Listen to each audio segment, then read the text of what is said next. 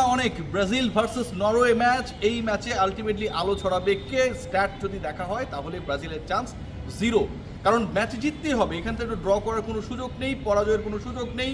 Top 8-এ যেতে হলে Norway and Brazil they have the only way and that is to win this match. Norway শুরু থেকেই তারা যেন অনেক বেশি আত্মবিশ্বাসী এবং তারা এমন একটা সিচুয়েশন ক্রিয়েট করেছে যে তাদের হারানোর কিছু নেই, তাদের টেনশনের কিছু নেই। এই this Brazil is a very different team. ব্রাজিলে অনেক অনেক সুপারস্টার রয়েছে, তাদের কোচ ফুটবলারদের থেকে অনেক বড় সুপারস্টার কার্লো আনচেলত্তি। সো তারা এই ম্যাচটাকে এনজয় করতে চায়। আর্লিং হাল্যান্ড এখন পর্যন্ত বিভিন্ন স্টেটমেন্টে এবং তাদের ডেলিগেশনস থেকে যে স্টেটমেন্টগুলো এসেছে, নরওয়ে তারা নিজেদের প্রেশারটা রিলিজ করার জন্য আগেই বলে দিয়েছে যে ব্রাজিলের দলটা অসাধারণ এবং তাদেরকে হারানোটা সত্যি সত্যি কঠিন। আলোচনার জায়গাটা আসলে এখানটায়। আজকের এই ব্রাজিল দলের সুসংবাদের কিছু পয়েন্ট রয়েছে। 1 নম্বর পয়েন্ট যেটা, নেইমার 90 মিনিটস খেলার মতো অবস্থায় রয়েছেন। Neymar could play the full game for Brazil today এবং স্টার্টিং লাইন আপে নেইমারকে দেখা যাওয়ার একটা বড় সম্ভাবনা রয়েছে।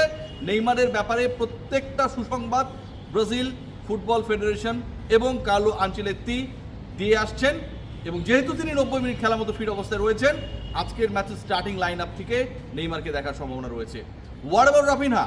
আরেকজনকে নিয়েও সমস্যা ছিল এবং রাইট উইং ধরে যে আক্রমণটা আলটিমেটলি ব্রাজিল করতে চায়, লেফটে তো ভিনি জুনিয়র রয়েছেন, সেইখানটায় রাফিনিয়া যুক্ত হলে ব্রাজিলের শক্তিমত্তা ডেফিনেটলি আজকের ম্যাচে অনেক বেশি বাড়বে। আপনি গ্রুপ স্টেজের ম্যাচেসগুলোতে রিস্ক নেওয়ার সিদ্ধান্ত নিতেই পারেন, কারণ ওই ম্যাচেসগুলোর থাকে না যে আপনি বড় মার্জিনে জিতলেন না, ড্র হলো, আপনার বিকল্প সুযোগগুলো থাকবে। ইউ হ্যাভ সাম অপশনস যেইগুলোকে কাজে লাগিয়ে আপনি ফাইনালি নকআউট স্টেজে যেতে পারেন। বাট এখানটায় রাউন্ড অফ 16 যেখান থেকে আপনি প্রগ্রেস করবেন টু রাউন্ড অফ 8-এ, মানে হচ্ছে কোয়ার্টার ফাইনালসে, সেই জায়গাটায় ব্রাজিল এই মুহূর্তে যেখানটায় দাঁড়িয়ে আমার কাছে মনে পুরোপুরি তাদের ফেভারে। Neymar is 100% fit to play the full game, Raphinha is going to be back. So এই জায়গাটা আমার কাছে মনে হয় ব্রাজিলের জন্য একটা দারুণ সুসংবাদ রয়েছে এবং তাদের যে স্ট্রেংথ আমরা দেখেছি, ভিনি জুনিয়র, কুইনহা, সবাইকে নিয়ে যেই সিচুয়েশনটা ক্রিয়েট হয়েছিল লাস্ট ম্যাচেসগুলোতে, সেটাও যথেষ্ট ডেভেলপমেন্টাল ছিল। মানে আগে যেভাবে শুরু করেছিল এবারে ওয়ার্ল্ড কাপ ব্রাজিল মরক্কোর সাথে ড্র করে, তার থেকে অনেক বেটার ব্রাজিলকে আমরা দেখেছি। এই ব্রাজিলটা আরও বিধ্বংসী হয়ে যেতে পারে। What about Norway? নরওয়ের ক্ষেত্রে আমার কাছে মনে হয় যে ওই টেনশনের জায়গাটাই হচ্ছে একজন হাল্যান্ড। এখন তিনি কি করেন, থাকে না অনেক সময় ওয়ান ম্যান শোর মাধ্যমে একটা দল অনেক কিছু করে ফেলে এবং এই ওয়ান ম্যান শো আমরা এখন পর্যন্ত দেখেছি আর্জেন্টিনার ক্ষেত্রে, ইভেন ব্রাজিলের ক্ষেত্রেও কিন্তু আমরা দেখেছি ভিনি জুনিয়র অ্যাকচুয়ালি যেটা করছেন।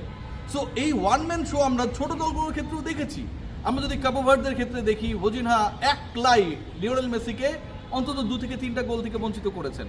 ওয়ান ম্যান শোর যে জায়গাটা, সেখানটায় হাল্যান্ড আসলে কি করতে পারেন আমার কাছে মনে হয় সেটা তাদের একটা বিশাল পরীক্ষার মঞ্চ এবং এই পরীক্ষার মঞ্চে তারা কনফিডেন্ট হয়ে নামবে। 4 বারের ব্রাজিলের সাথে তাদের দেখা হয়েছে। ব্রাজিল যেই ওয়ার্ল্ডের দলগুলোকে কখনো হারাতে পারেনি, তাদের মধ্যে অন্যতম গুরুত্বপূর্ণ দল রয়েছে একটা বাংলাদেশ আর একটা হচ্ছে নরওয়ে।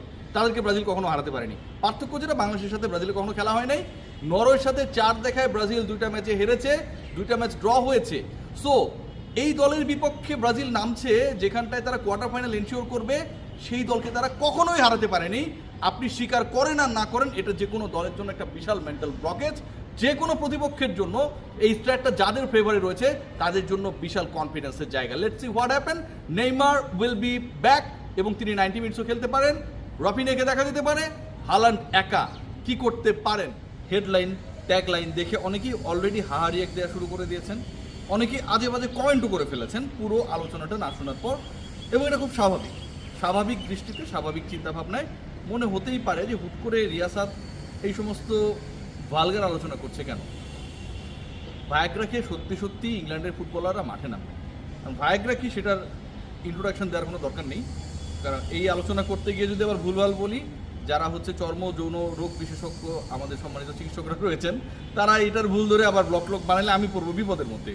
সো ভায়াগ্রা কী করে সেটা যদি স্বাভাবিকভাবে আমরা আলোচনা করি, বা নর্মাল যে সেন্স, সেটা হচ্ছে যৌন